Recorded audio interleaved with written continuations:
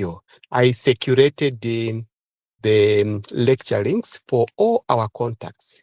Are you confirming that you received and you shared with everyone?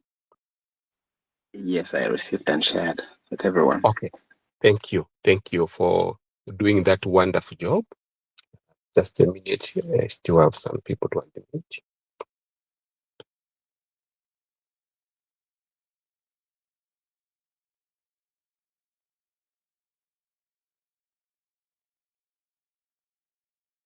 Right. So the reason why I do that, first of all, is to ensure that we do not lose on time. That is the main reason why I do. I plan and I prepare. Okay. So we don't want, we are in the contact session, and then you find that you lose about 10, 20 minutes for people to settle, for someone to send a link and all those things. And in the process, you'd find that we lose a lot of time. So please, let's not disappoint each other. You may be brilliant, you may be intelligent, you may be a hard worker and all those things. But if you don't have respect for time, then it means that you'll just be moving in circles. Okay, so time management is very, very, very important. We are doing a couple of things at the same time, but we need to ensure that we allocate appropriate time to appropriate activities. So that is very, very important, colleagues. Yeah, so I don't expect any challenges in my course. We have got two, the MBA Z507 and the MBA Z521. So we'll follow exactly as they are timetabled. I don't think there are any changes. Let's follow religiously what the timetable is saying us, what is telling us. And also, I had to ensure that the lecture links are compatible to that particular timetable. Right. So the next thing we need to do is you need to know what is expected, the coverage. So I have to share with you the course outline. That is very, very important. Perhaps what we are going to do is, I had requested Mr. Clement just to give us your email address.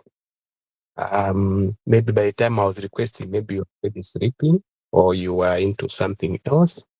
So please just share with me your email address, my WhatsApp line, so that almost immediately I share with you the course outline, which we are going to discuss also together on this platform.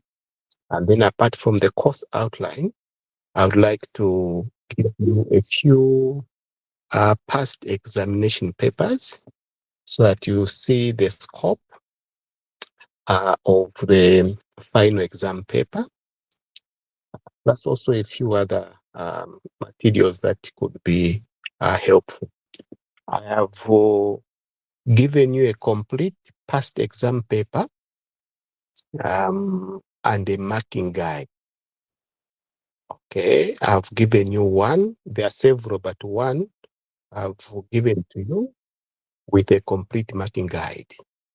Basically is to guide you on how you should actually see through and look through some of those questions. So that's what we are going to do. So just in a moment, Mr. Clement, just share your email address so that I can send it to you, and then you are going to circulate to the rest of the members so that as I present, others they may want to follow synchronously, while others they may want to follow asynchronously. So please, let's do that just now. I have shared your WhatsApp, Professor. Okay, thank you. Thank you so much. Just give me a few minutes so that I do the needful.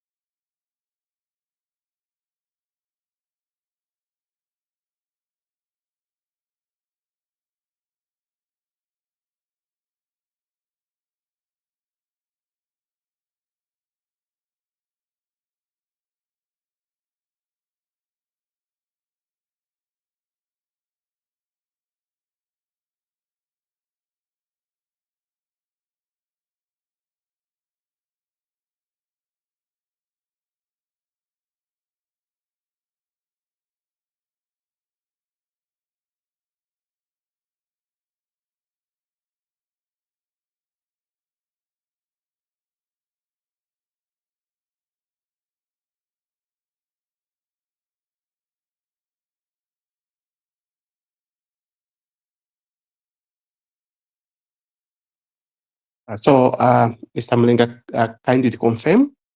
I've sent about the items. One of them is the course outline for MBAZ 507. Kindly check your email and confirm. Yes, Professor, I've received.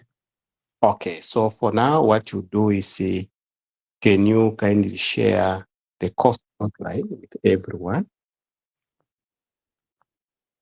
Or you can share everything that I've sent to you so that, we live in the world where people are always suspicious of, he was sent 5 years, only remitted 2. No. That's Even for things that are straightforward, the people are always suspicious. All right, Yeah. Professor, I've shared everything. Okay. Thank you so very much. So let's start our journey this morning. This is a wonderful morning. Let me just switch to another PC so that I can share the document, and then we should be on board shortly.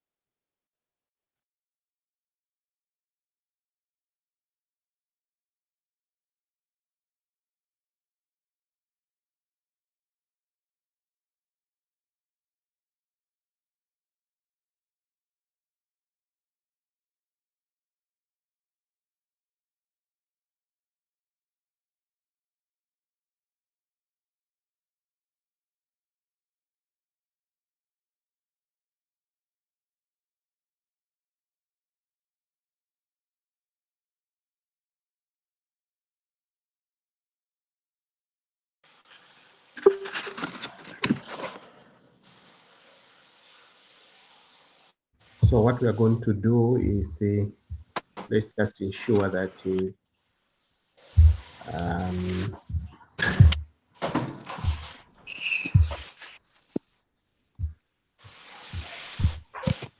we are muted unless you have been given the platform to actually speak. May I also encourage each one of you to ensure that you log in on time so that we don't oscillate to and fro where we are in a class. Again, you have to admit people and all those things. So let's just ensure that we try by all means to log in on time. Right. Let me just share with you what I've already shared.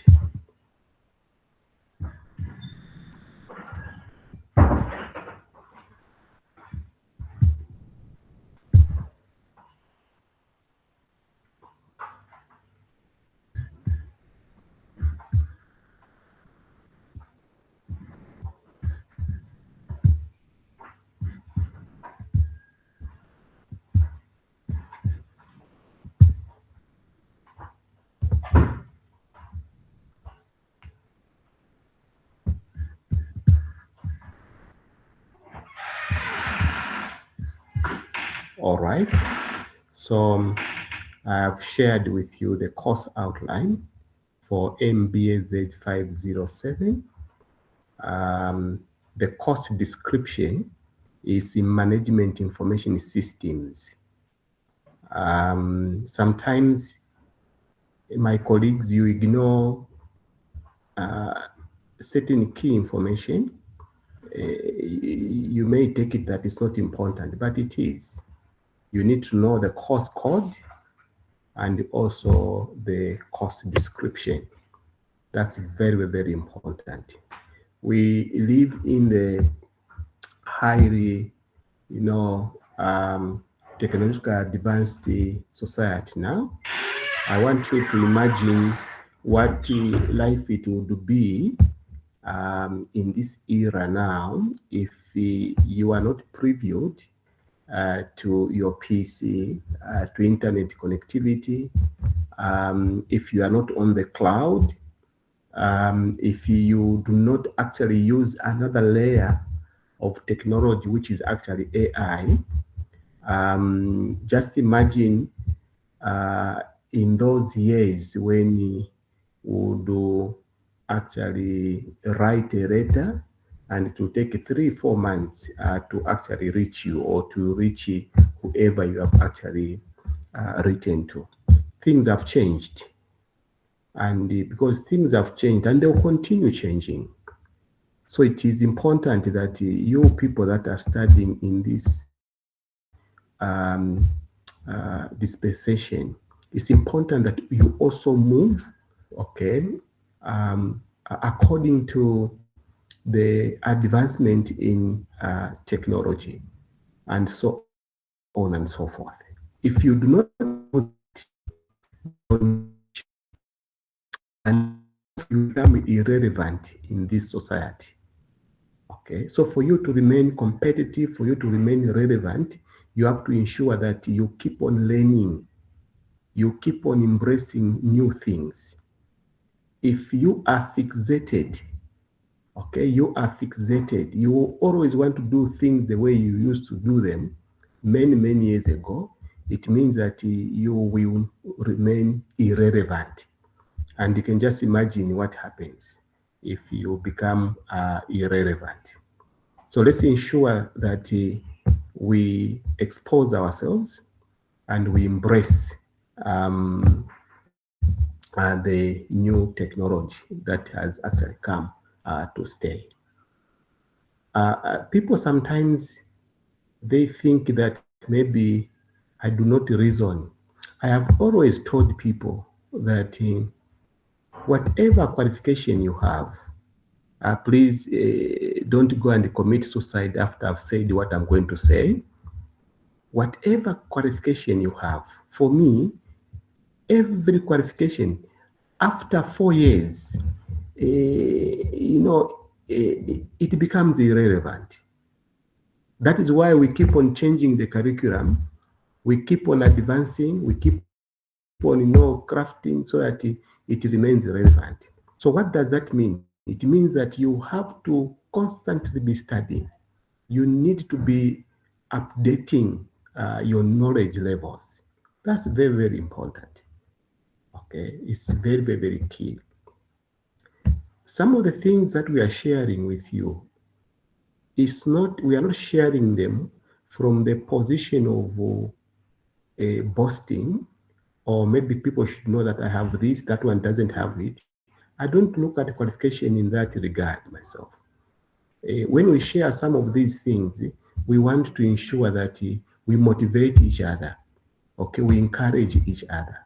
And that is our level. We are not competing, okay? We are not competing and we will never compete. So what is there, we are supposed to actually encourage each other. That's very important. Last year, I was actually graduating from Binary University with my postdoctoral in big data science and AI. Now one would be asking, why should you do all that? Okay, the reason is that I want to remain relevant. Okay, I want to remain relevant.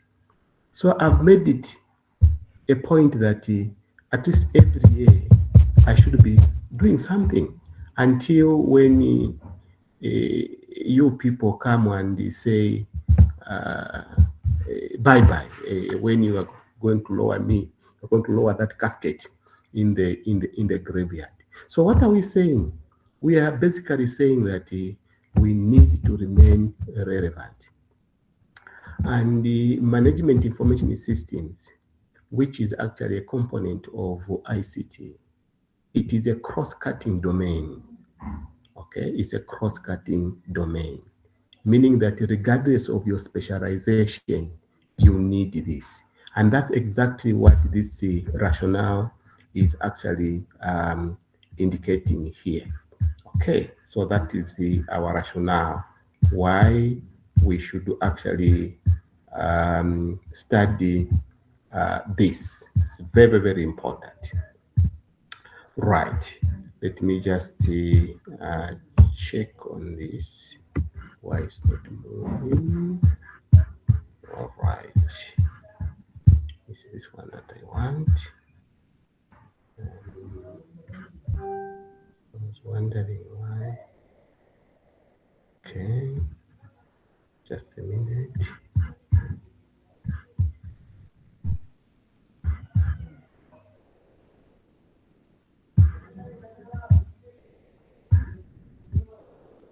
Okay. Yeah, this is what I wanted. Then I've seen the camera is not very good. Let me just check why. Okay, it says use camera only this time. Okay, so I think we should be okay now. All right. Okay.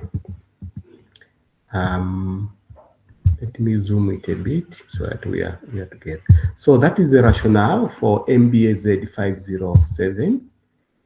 So it actually walks us through all these issues.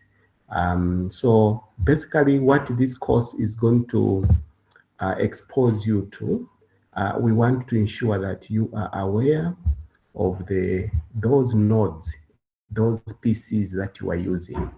It's a complex machine, but you need to be, we are not saying that you need to become an IT expert, no, but you need to have knowledge in the hardware component of your PC, the software aspect of it, the types of information systems that can actually help you as a manager to make actually informed decisions within a specified period of time. Remember, Miss is all about leveraging. We need to leverage ourselves in terms of decision making. If you make a decision timely, then you find that you are going to optimize, okay, the profitability, your relevancy and your visibility and all those issues. Those that delay in making decisions, by the time you are going to make a decision, you'll find that your colleagues have already made a decision and they become what are known as, if you recall your marketing skills, they become the first movers on the market. Okay, you by the time you finalize your decision, you find that you become the second mover. People could have swept already, they have already gotten super profits. Okay, and this has been a problem. I must confess, this has been a problem with us in public institutions, even in universities. We are very slow at making decisions, extremely slow, even in the public sector. Okay, just for a decision to be finalized, it can take actually years. Okay, it has to go this side, this one has to approve, this one has to sign, this one has to do this one has to... By the time you are concluding on a matter, it has become irrelevant. Okay, so we need to make decisions timely. Okay, and that's why the private sector usually they thrive. I want to give you a scenario where maybe a shopping mall is being built. Just check around. Just check around. Okay. First of all, they will give you those simulations. Okay. They will show you what kind of a mall it will be, what facilities and all those things way before it is actually constructed. You can actually visualize. You can even see, dummy people, walking, these offsets and so on and so forth. Okay. The moment the project actually kicks in, there are actually those activities on the critical path, okay, which are actually dealt with. So you find that where they're coming from, things have been done, they have been finalized. People are already occupying those. Why do they do that? They want to quickly start recouping their investment on their investment. Look at the Lusaka Ndora dual carriageway. Okay, it's been done, it's been executed by the private sector. Okay, it's financed, private sector. Have you seen what's happening? Okay, they're already recouping. Okay, there's no time to waste. So decisions are made on time and all those issues. So that's what this course is all about, so that you are actually aware and use appropriate systems at different levels to actually make decisions. We don't want you to be ignorant of the tools that you are using. Ensure that you know them, you know their components, you know how they operate, and so on and so forth, so that you remain relevant on this globe. Right. So these are our learning outcomes. There are about 10 of them. Look at the last one: to support the delivery of management of information systems within an information systems environment. Look at that. So they span from applying or application of sound managerial principles in the operation of information systems to what I've just given you. The ones that are in between, you should be able to read them. Do we have a prerequisite course? No, there's no prerequisite course. If I may ask, what is a prerequisite course? Is there anyone who wants to just remind us what a prerequisite course is?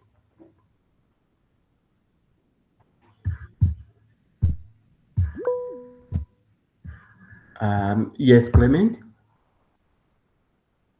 It is a course that you need to do before you can do the next, like the one that allows you have to True. pass before you can do the next. Yes.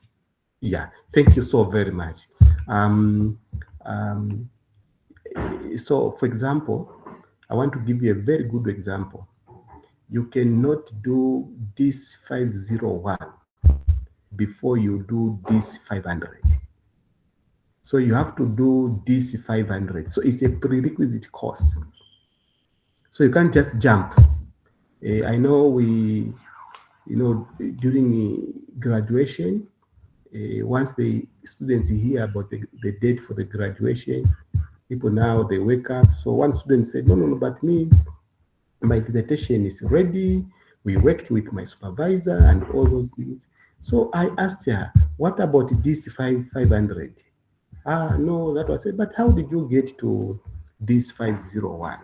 So just mark this. You need to complete and clear this 500 before you actually get to this 501, which is your dissertation. Okay. So this is a course that you need to clear. You need to actually do it before you actually enroll for the next course. So for management information systems, there is no prerequisite course. There's no course that you have to do prior to its enrollment. That's what it means. In developed countries, these courses usually are those that do not have a prerequisite course. You find that they are floated. And it's not only the people that are in that particular domain that do it. No. Somebody from the industry can come, okay, and take that course, management information systems.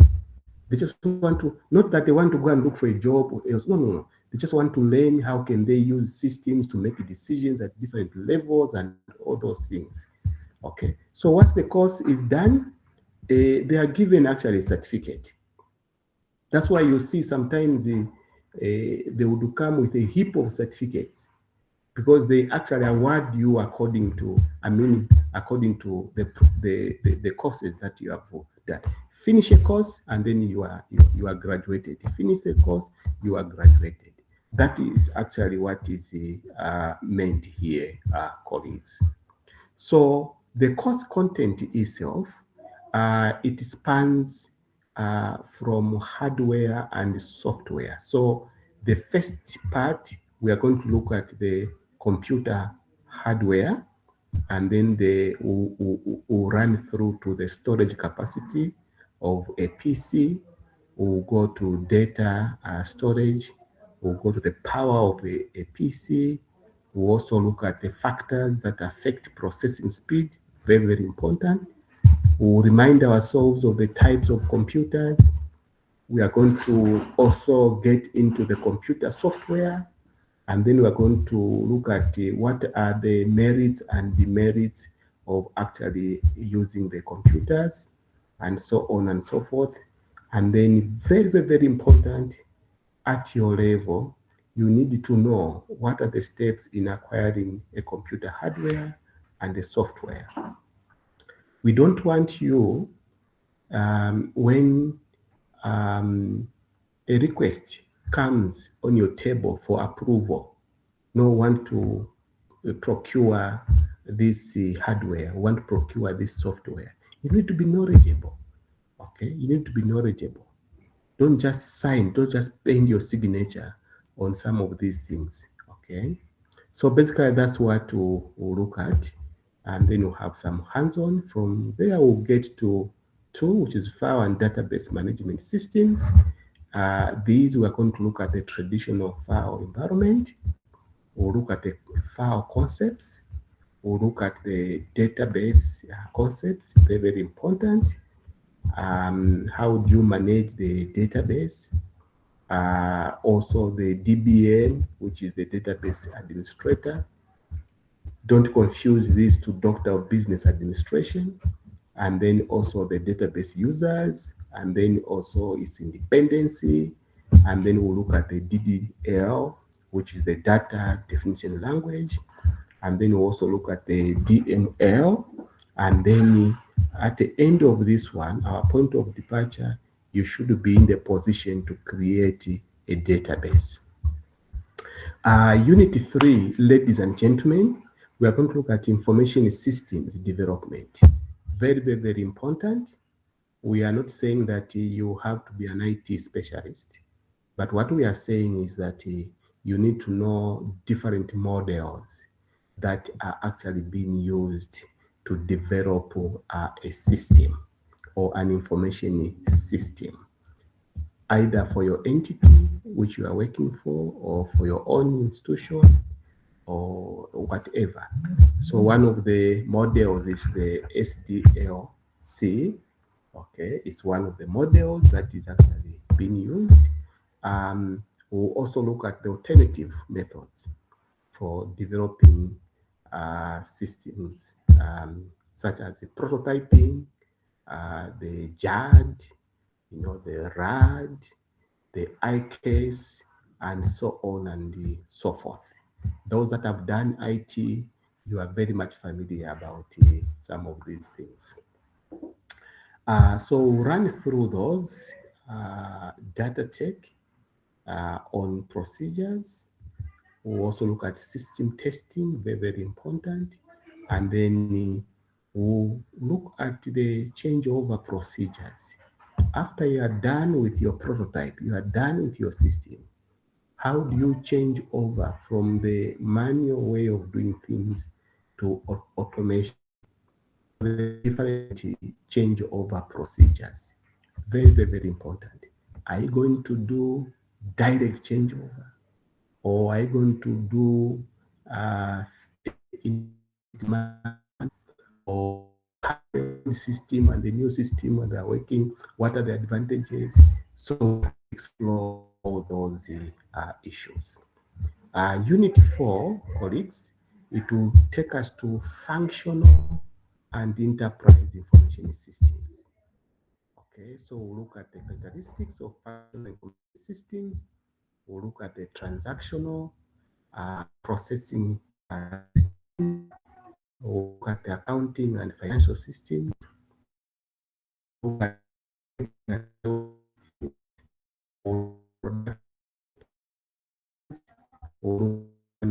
management systems, and then our challenge and change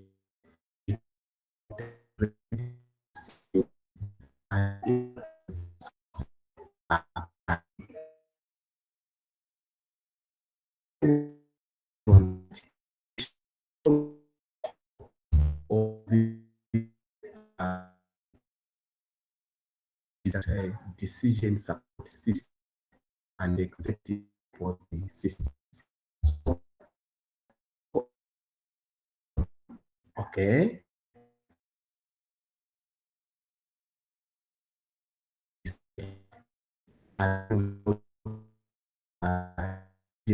Systems. Okay, there are systems that are mirrored decisions in a manner. And also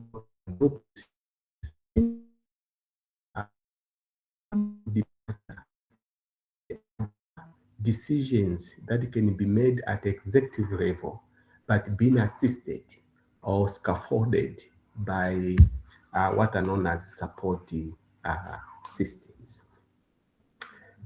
If you get to the bank right now, okay, I've seen Stanbic, they have invested heavily in digital platforms. I think all the banks, but I think Stanbic has done an excellent job. Stanchart, although they have now sold their retail and whatever to FNB, but they had also invested quite a lot. Yeah, even Zanaco and these others. Now they are telling you that you don't need to walk to the bank for you to go and actually apply for a loan. For those that always want to actually get a loan even when they don't need it. Okay, so they'll tell you that you definitely just apply online. Okay, so how will the final person in the bank or the manager that is in charge of the loans or whatever make a decision? So yes, we are going to give you so much. Okay, they rely on these systems. They rely on the support systems. They will just key in your key information, and then the system, it will assess you, it will appraise you, and then from there it will go to the next stage. So yes, I think this person um, uh, is eligible for this. How do they know that, oh, you are also owing somewhere? There are also those systems that have been built. Okay, we have got a credit bureau now, and I hope those that will be presenting on this, I want to hear more of those practical things. The credit bureau, or what I need is just your NRC. Then I should be able actually to check through and see all the institutions that you are owing. Okay, so that when you come to my institution, say I want to borrow so much, I must be aware of what you are already, where you have committed yourself already to. So we have all these at that level, okay, at that level. And in most cases, you do find that there are certain decisions that those that are repetitive in nature, usually they are automated. But there are those that you have to sit down, you have to analyze, you have to actually come in, you have to intervene as the CEO of an institution. So this is very, very important, and this is actually what is happening. Okay, wherever you are, this is what is actually happening. Ladies and gentlemen, from the 6, and we're going to talk about the telecommunications systems. We'll look at the primary concepts, the telecommunications hardwares, all these, like what we are doing right now. Okay, for you to hear what I'm saying, for you to see, real time, this is all about telecommunication systems. So they are actually the hardware aspect of it. They are also the software aspect of it, and those they have to be compatible. So we'll look at the hardware aspect of it. We'll look at the transmission channels. Okay. We'll look at the networks. We'll look at the intranet. We'll look at the extranet, and also we'll look at the benefits of these telecommunications in e-business. Right. We cannot actually leave this module, ladies and gentlemen, if we do not interact and just remind ourselves of the internet. So we have to navigate through the global internet. We need to navigate through that. the internet governance. We need to familiarize ourselves with that. What are some of the downsides? What are some of the challenges of the internet? We need also to ensure that we walk through the business values of the internet. And then the last one, it will be wireless revolution. I think we have um, done a lot in this. A lot of work has been done in this. Right. Eight, colleagues, we are going to look at securing those information systems. Remember, anyone who knows about you, they can actually micromanage you. That is why we advise you. It's not important to offload everything about you within a minute. Okay? People are looking for data. Okay? Organizations, businesses, they are looking for data. Once they have got information about a competitor, then they can outweigh him or they can outweigh her. So it's important that these information systems are actually secure. So we are going to remind ourselves about system vulnerability. Okay. We are going to look also at the importance of system controls and also the framework for securing and control of these systems. And more importantly, the system protection. Very, very, very important. And those that will be making a presentation on this, I want you to give us a pointer on the current cyber laws. I think they were enacted recently, which looks at data variability, privacy, control, and so on and so forth. Please don't just come and make a presentation and then you leave us yawning. We want to hear the practical aspect. What are some of the cons? What are some of the pros? What are the key issues that are found in that bill? Do you think that there are areas that needed to be further refined? Do you think it is helping us? And so on and so forth, so that there is that practicality. So we also look at the IDS, the intrusion detection systems, and then we'll look at the antiviruses and so on and so forth. 9 is now the linkage. Okay, Unit 9 is the linkage now between management information systems and the e-commerce. So definitely we'll look at the electronic commerce and the internet. We'll look at the different types of e-business.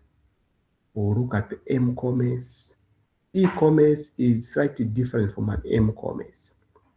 So please furnish us with that information.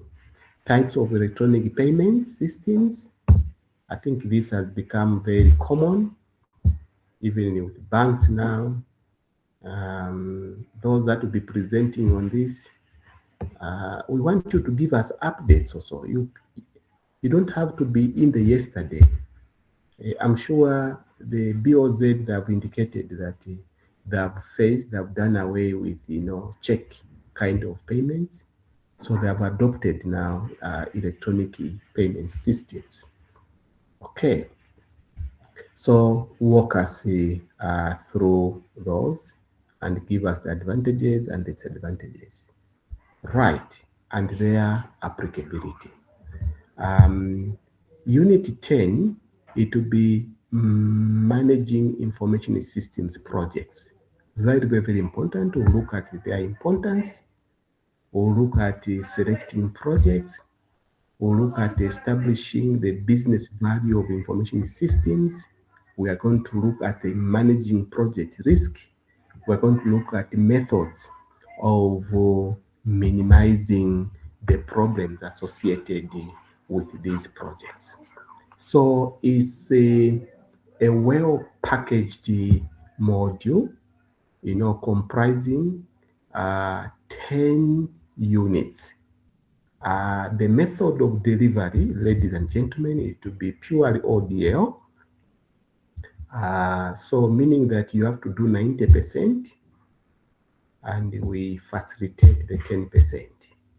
So there will be nothing like the traditional way of delivering this. So teaching and learning, no face-to-face. Basically, it will be through what we are doing right now. Let's look at the course assessment. We haven't yet departed.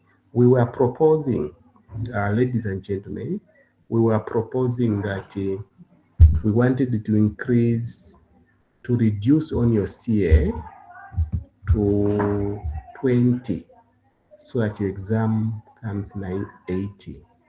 The reason is simple, but we haven't yet gotten that approval. But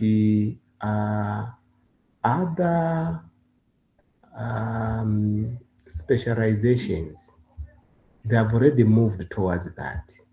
MBA, we have still remained CA 30, examination 70. Why are we proposing that we increase on the exam and reduce on the CA? The reasons are simple.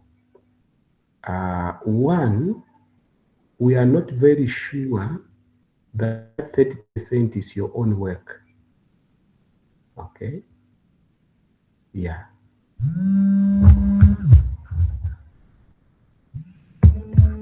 Just a minute.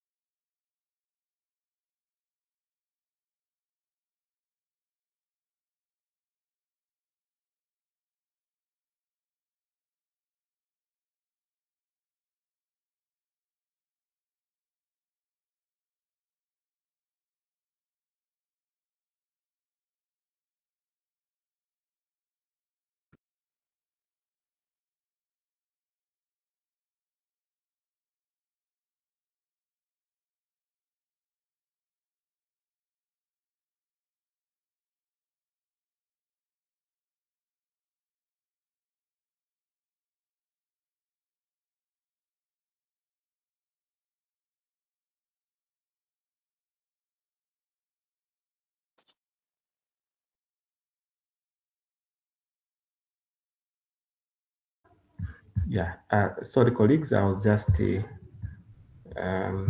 clarifying one thing. I don't know what your input would be on this, um, the aspect of reducing, because we have seen now with this AI, people just see whatever question, just give them, they just do, and then they give you. And literally, when you are reading through, you can tell that there was no input from your side. Literally, you didn't even read through. So that is worrying us a lot. AI is supposed to be a layer that's supposed to help you. Yes, you can give it, it can give you. Now begin now to use your own language. Fuse in practical examples, local, regional, and international. We want to hear your voice also. Okay, we want to hear you. But I think that there are very few. There are very few that take up that challenge. And that's why sometimes we play around with your mind. We give you an assignment, you get 92. We bring the same assignment in the exam because now you are writing as an individual. You find that you perform, unexpectedly very low. Then you begin to wonder.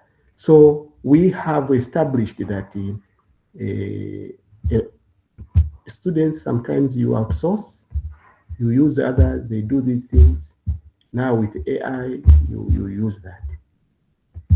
So that is why if you look at the discussion fora, like what we are doing, the presentations, this is just an internal arrangement. Otherwise, the 5% goes to assignment 1, the other 5% goes to assignment 2. It's supposed to be 25, 25. Okay. Yeah.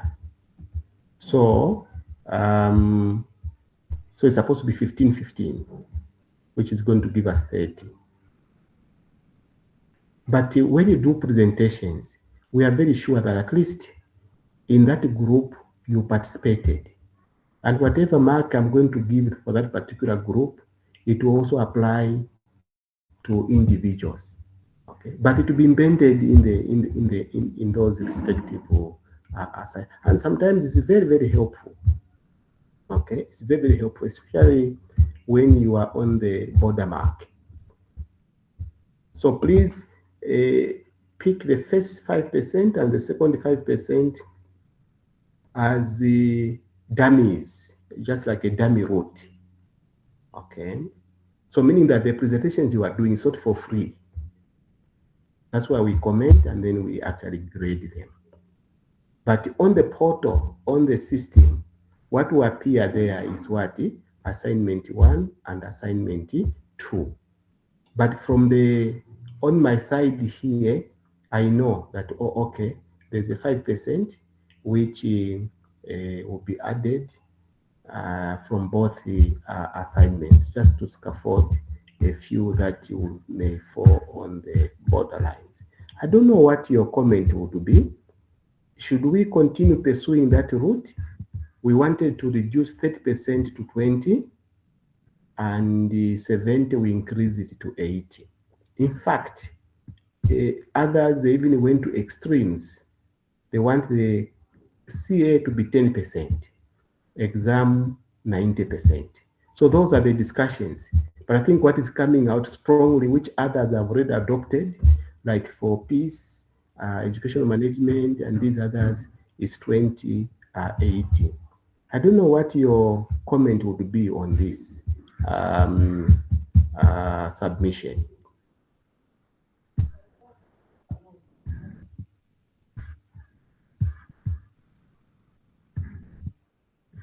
Are we okay with that?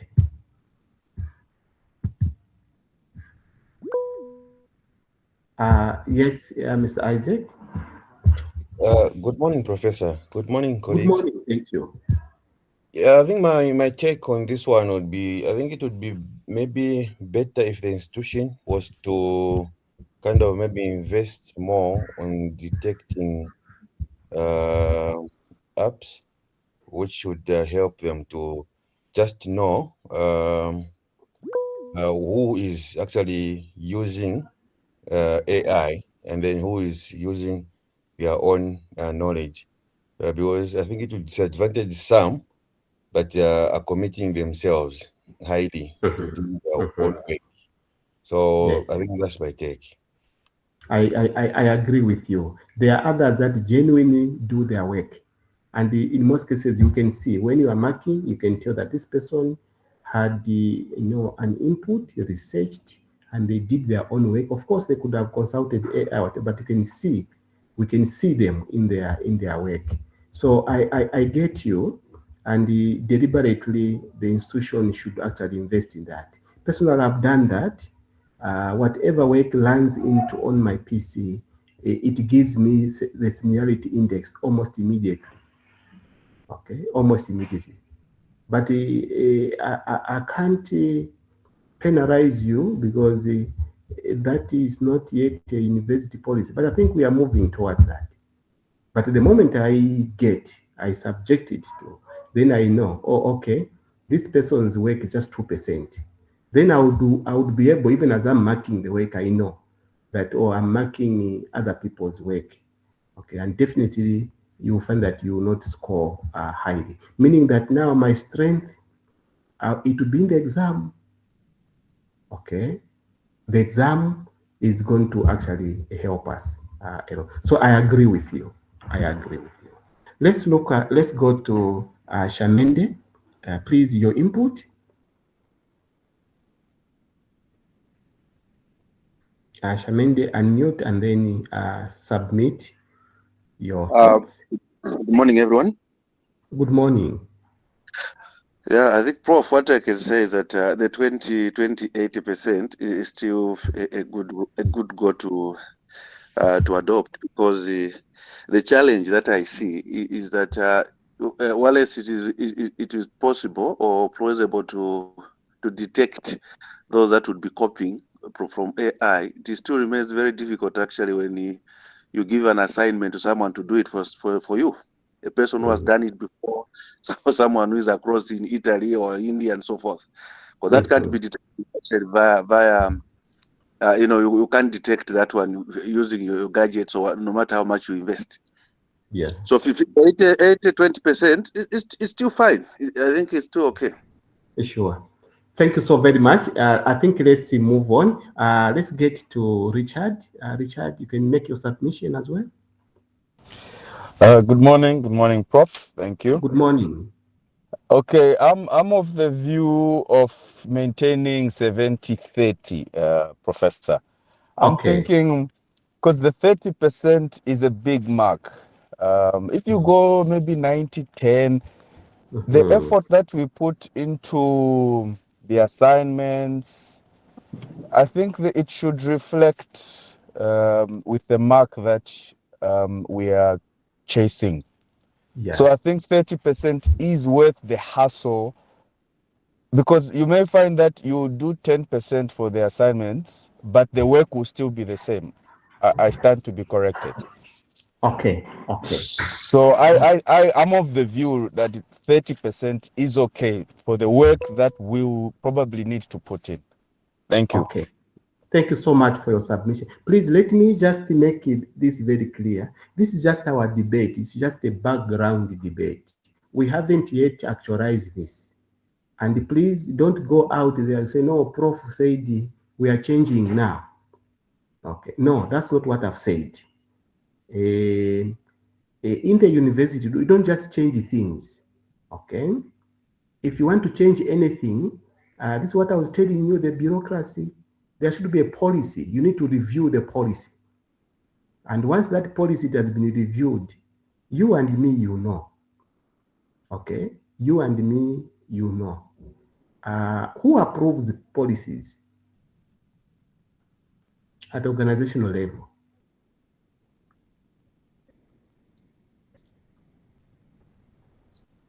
We are managers. Yes.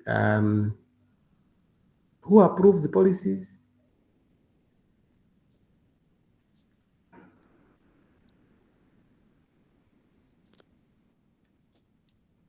Oh, we don't know. um, Yes, Clement, then Shamende, and then Chireshe. Sir Clement, who approves policies? It could be the board, or Yes, for yes. universities, the Senate. Yeah, it's the board, actually. It's the board. Okay. The board does approve policies. Management, you can just make proposals. Okay. And how do you make those proposals? Either they'll be top down, whereby you management, you feel this and that, and then you take it down, to middle management and to the rest, so that they can have their input. Or it can actually be bottom up. It starts from the operations there, and then it comes up middle management and up to senior management, and then those proposals are done, and then they are taken to the board.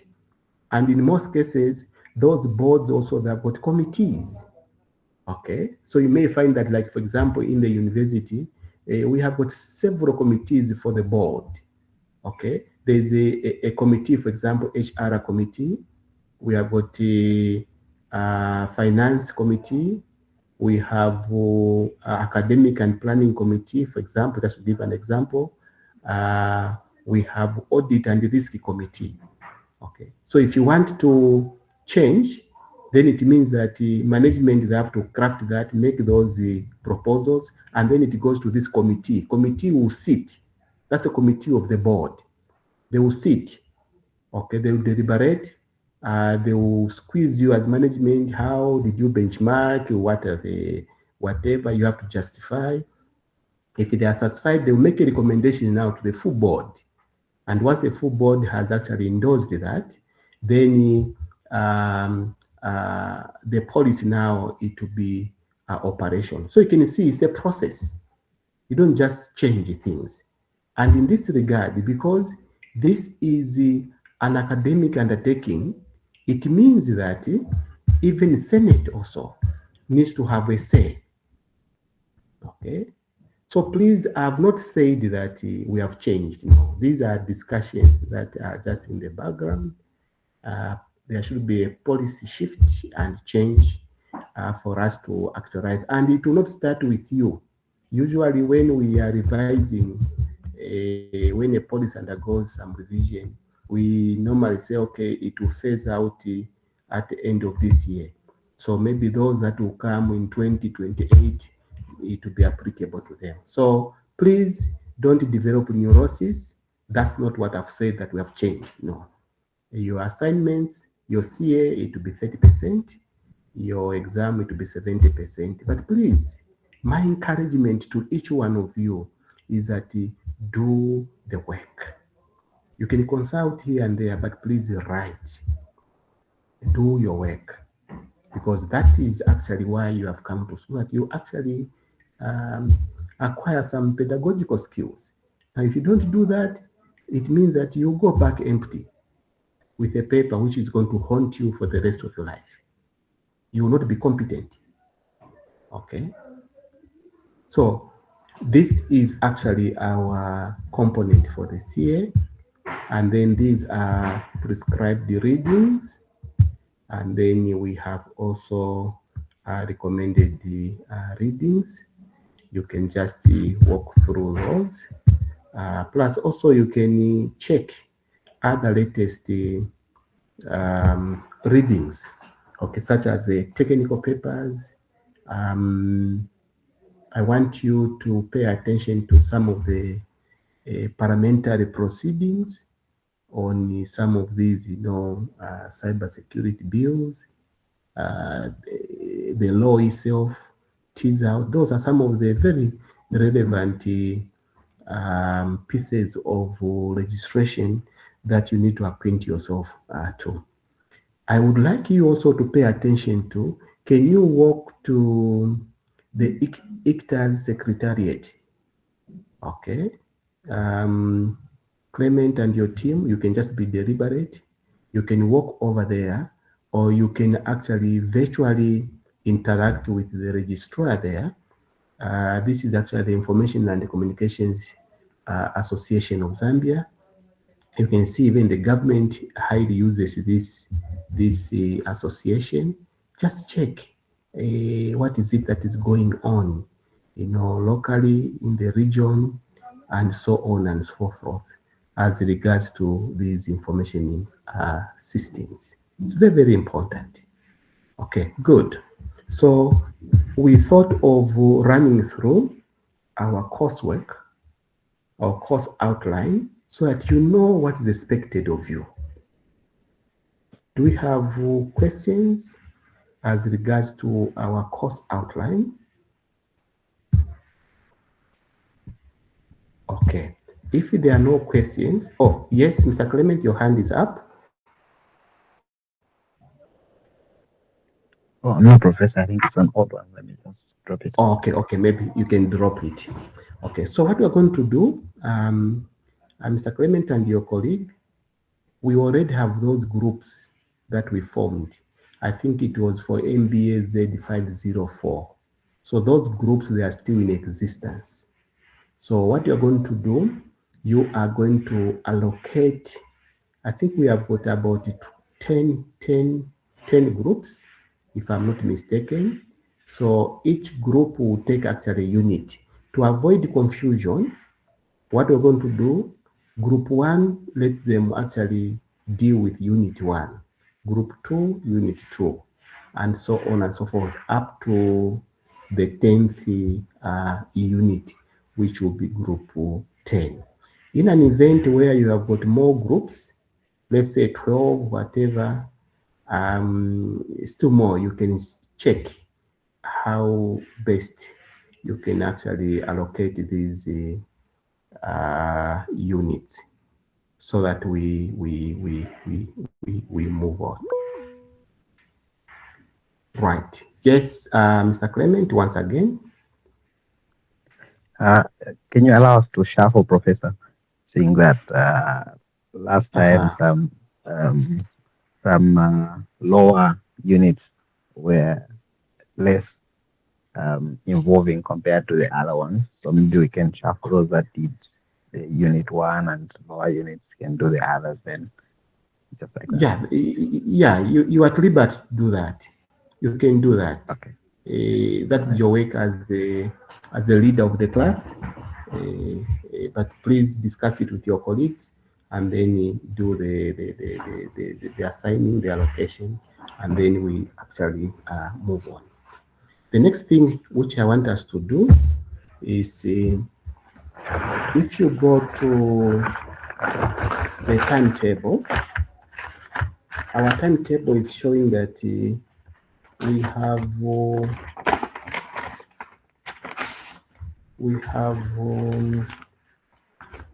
MBA Z50. Let me just stop sharing this. MBA Z507. It will be coming in the morning today, tomorrow, first. Then on second, it will come in the afternoons. Okay, so that is the pattern. And I know you have got other courses. I don't want to squeeze you so much. I would like you people to just assure me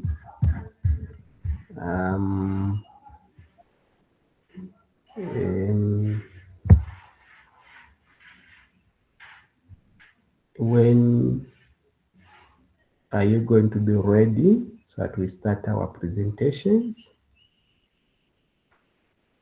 Yeah, I feel so bad. I can confess to you where we meet and then 30 minutes is wasted. Okay. Are we having unit 1 and unit 2?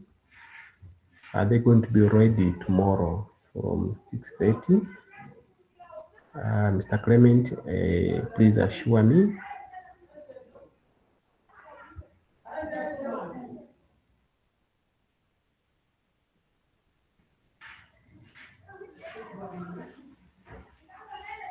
Yes, Professor, I think they can do. At least we'll still have that can do.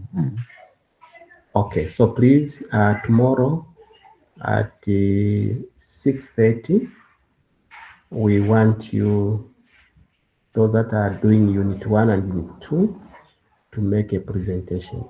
Let me also comment on the presentations. We don't want you just go in the module and then just reproduce it the way it is. No. This you have to research. We want relevance in terms of examples that you give. Okay, it has to be practical. Yes, a module is a guide. It's a guide, but we want it to come out in such a way that there's some tangibility. When you are presenting, you have to walk us through into the industry, walk us through into that entity, so that we see how these information systems are actually, bettering decision making. Okay, so please, we want you to be very, very practical and indicate the names of the group members and their computer numbers. Don't add the names that are not on the system. No, we want those names, the actual names, and their computer numbers. So please, we have the whole day. I know you'll be doing other things. We want the groups that will be presenting on Unit 1 and 2 adequately prepare so that we all benefit. So we are starting our presentations tomorrow. Right. Good. Let me take advantage because this is the same group that will be taking MBAZ 521. So MBAZ 521, we are meeting at 17 to 19. Okay. So what we'll do is I would like us to deal with it just now, the introductory aspect of it, so that you are going to use that time, 17 to 19, to prepare for your MBAZ 507 and also MBAZ 521 for the other day. Okay, so quickly, let's see shift to MBAZ 521. We are basically just creating time for you to prepare for tomorrow, so that at 17 hours, you remain in your groups and then you'll be prepared. Right, let me just share the course outline for MBAZ 5.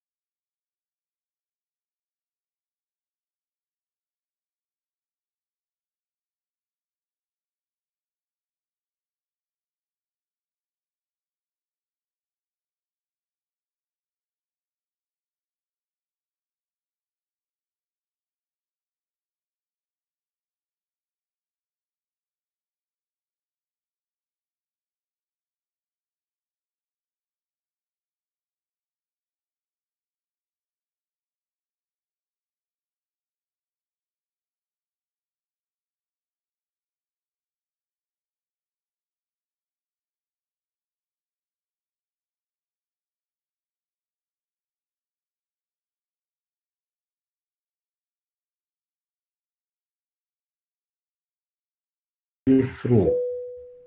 That is a research proposal. We'll go through all those stages, and possibly we shall ask you for your research titles and all those things that we do.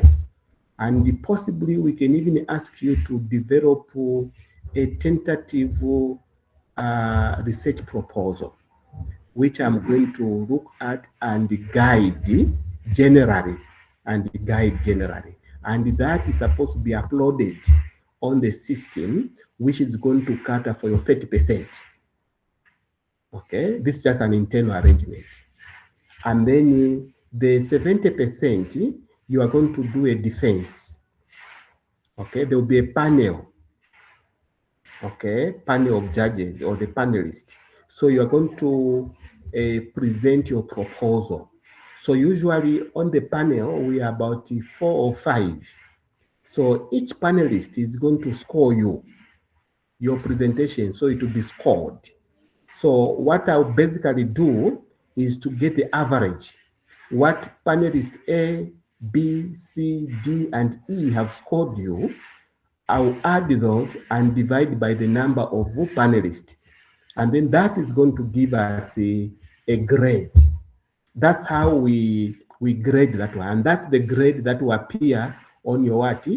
On your portal. So it's not examined, it's not graded by an individual. No, I will not do that alone. That's DC 500. After you have cleared this 500, you need now to get to this 501, which is at a dissertation.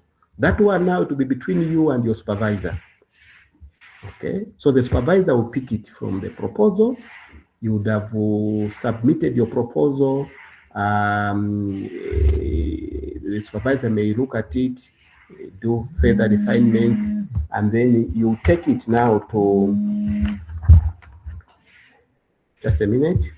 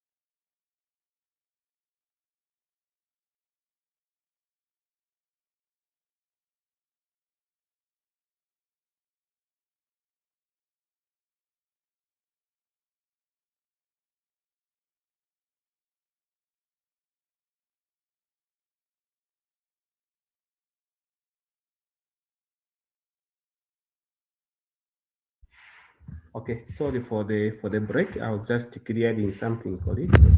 So I was saying that the DIS 501, it will be now between you and your supervisor.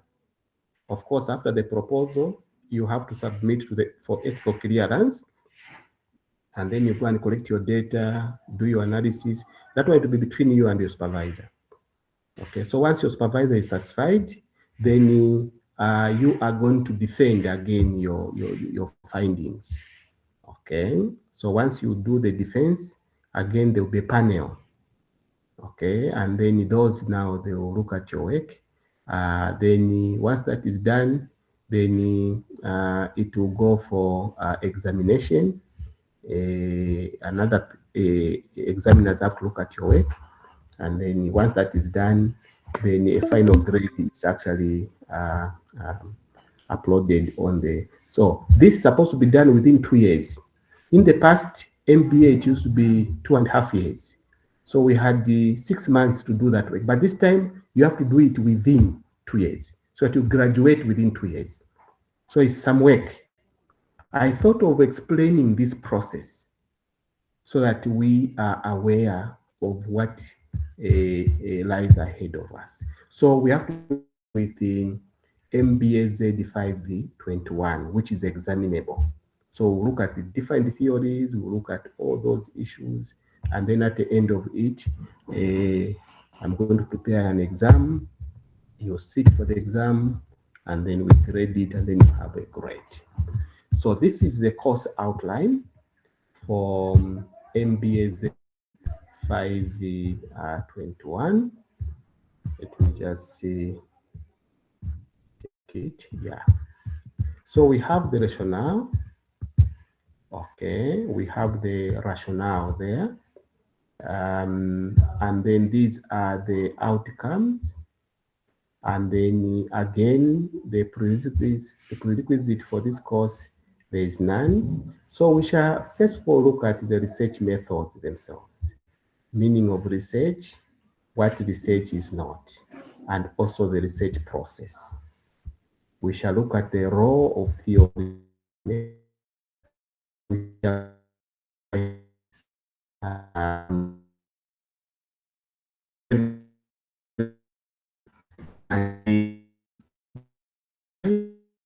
I handle this is because I am the same person that handled you in MBA Z504, Statistics for Managers. So most of the things, most of the computations here, the calculations, statistical tests, whatever, we covered them there. So want to see how you are going to apply them. Okay. So all these, like for example, hypothesis testing, this should not be strange to you. When you are talking about a hypothesis, I'll be shocked if somebody starts asking me, what is it? Okay. And then if you don't go the hypothesis way, you can actually use the research questions. Okay. And then the research methodologies. And then classification of research, and so on and so forth. 2, scheduling of your research work. We shall look at time management. We shall look at the scheduling techniques, and we shall look at some of the tips to sticking to deadlines. This is very, very important because if you do not actually work according to your timelines, this is where people, instead of you finishing your work within 2 years, what drags here is the research component. And it's dependent upon how you, as an individual and your supervisor, you are actually moving on this. We shall look at ethical issues in research, very, very important. Fundamental research ethical principles, theories of ethics, ethical considerations, gaining access to areas of the study. And then from there, we shall go to research design. What are these designs, criteria for evaluation of quality of research? We shall look at types of research designs. We shall look at factors to consider for the choice of the research design that you are going to use. 5, we are going to look at the literature review, meaning of literature review, purpose, sources, and the critiquing of articles, and then the writing, the actual writing of that particular literature review. Then we shall look at the conceptual, empirical, and theoretical framework, and then contextualizing the findings of your study in that regard. We are going to start here theorizing, developing a research proposal shall walk you through the purpose of the research proposal, components of your research proposal, and so on and so forth. Then we shall get to sampling techniques, what sampling is sampling size and representativeness. We shall look at the sampling techniques. We shall also look at the sampling errors, sampling and the pilot testing, the sampling errors and the standard errors. Okay, and then we shall look at the pilot testing. Data collection methods, stroke field work. We shall look at factors affecting data collection methods. We are going to look at using existing instruments versus modifying, versus creating your own instruments, data collection methods. Apparently, under this, we are going to also introduce modern ways of collecting data. You must be ready on that. Then, how do you analyze your data?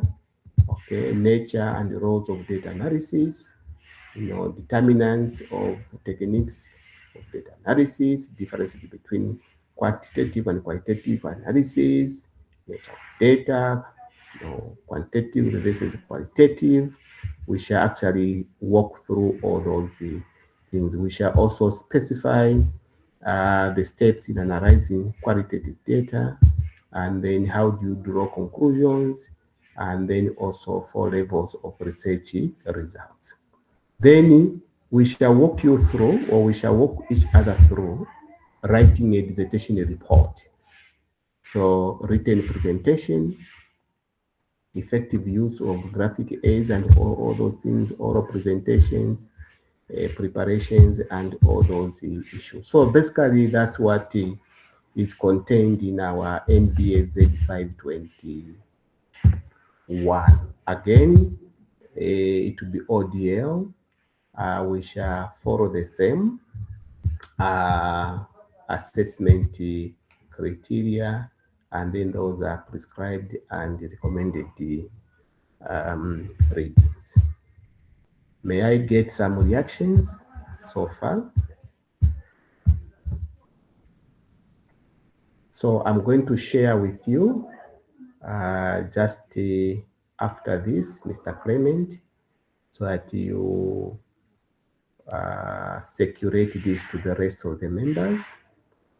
I'll also share with you some other materials just regarding this. Okay, do we have questions on this? All right. Now, allow me to comment that you can do all these other things. You can learn them. I'm sure you have done marketing, you have done organizational behavior, what.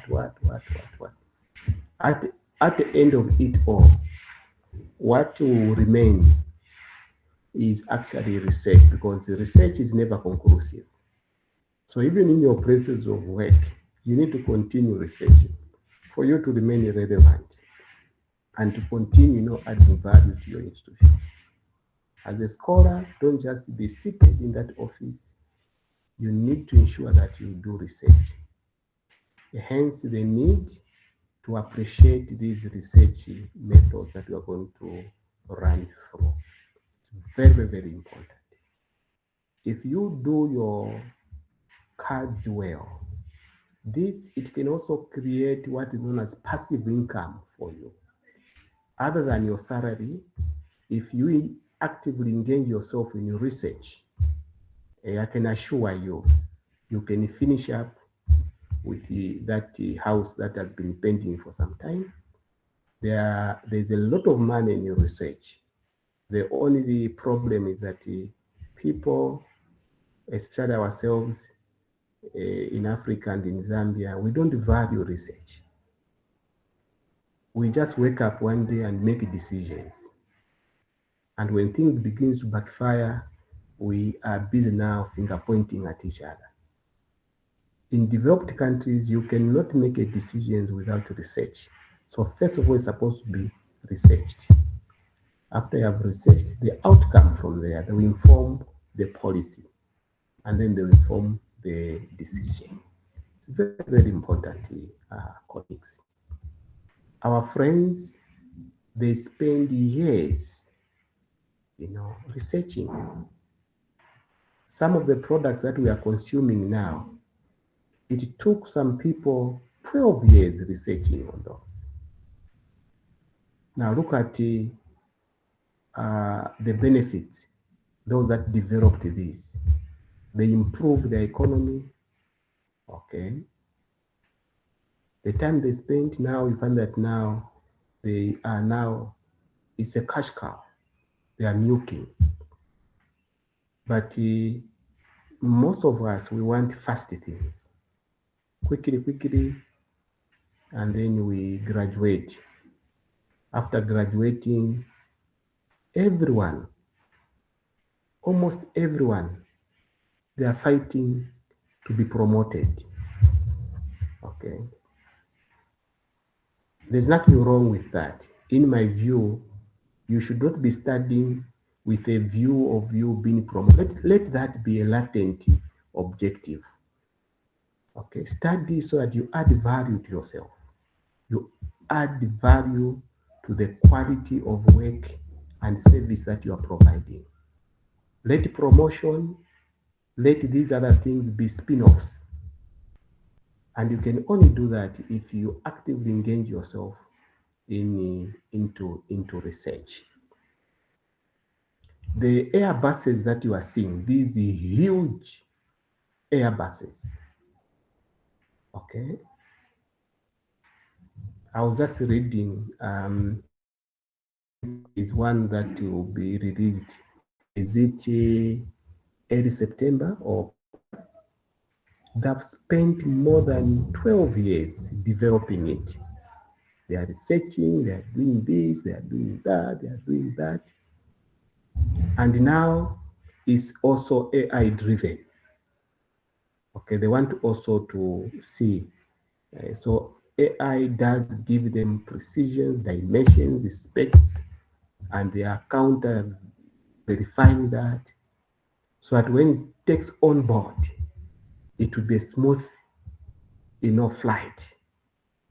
Okay, with less fuel consumption and so on and so on. They are factoring in also other issues because you see, now we are talking about EVs, electrical vehicles. Okay, just a minute, colleagues.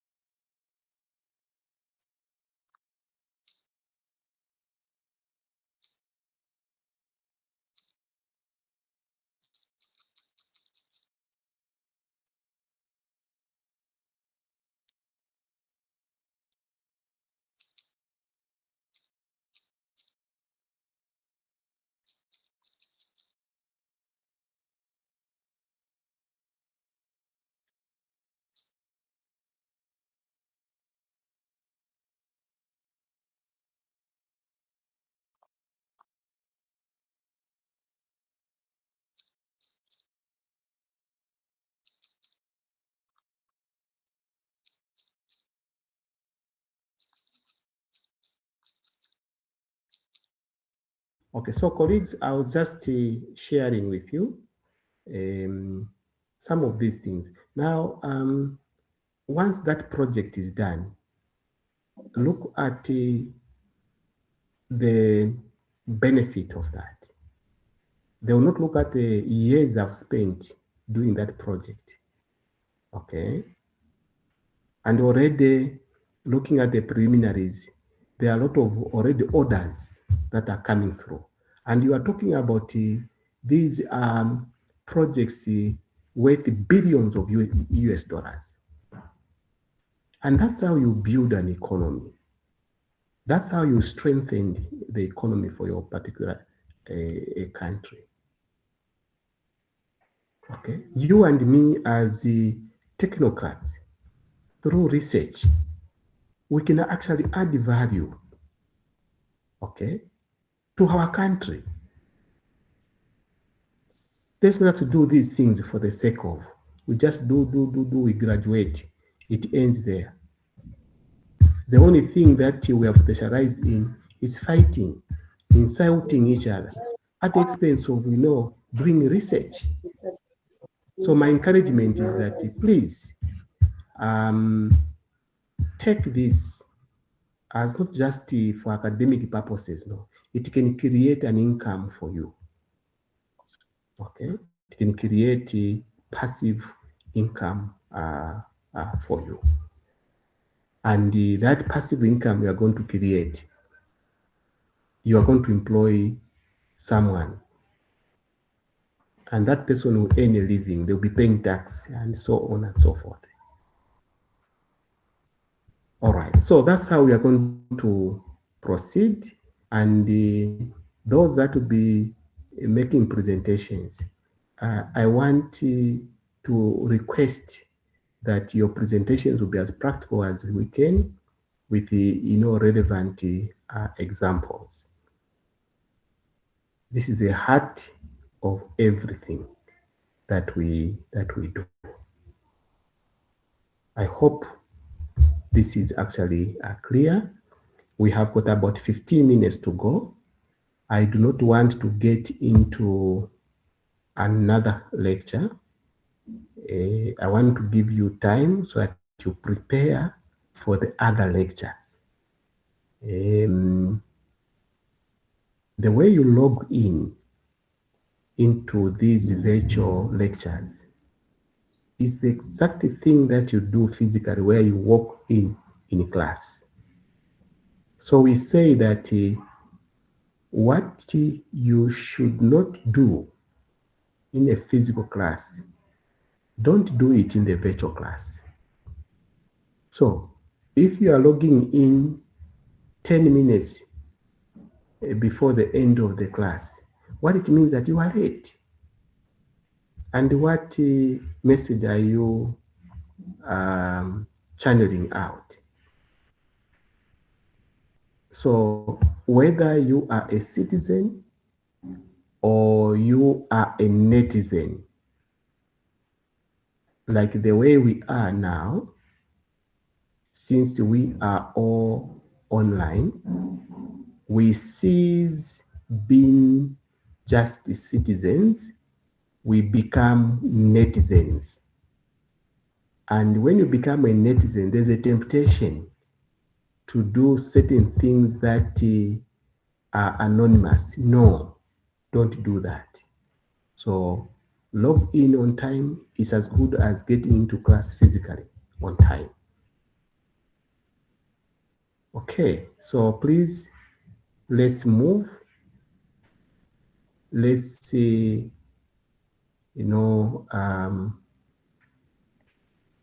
we have to enjoy what we are doing. Don't take this as like it's punishment. No. Let's enjoy what we are doing and let's observe. So what have we agreed? The takeaway points are: one, just after this, I'm going to send to Mr. Clement the course outline for Mbaz 521. Secondly, from 17 to 18, you are going to regroup all of you. You are going to prepare for Unit 1 and Unit 2 in MBAZ 507, which is actually coming tomorrow early in the morning at 6:30. From 18 to 19, you are going to regroup and prepare for MBAZ 521, which is going to come tomorrow at 17 to 19 hours, so that there is no gap. I hope this is clear. Unless there are other announcements, may I thank you once again, and may I release you now so that you prepare for the next class. I thank you. Thank you. Thank you.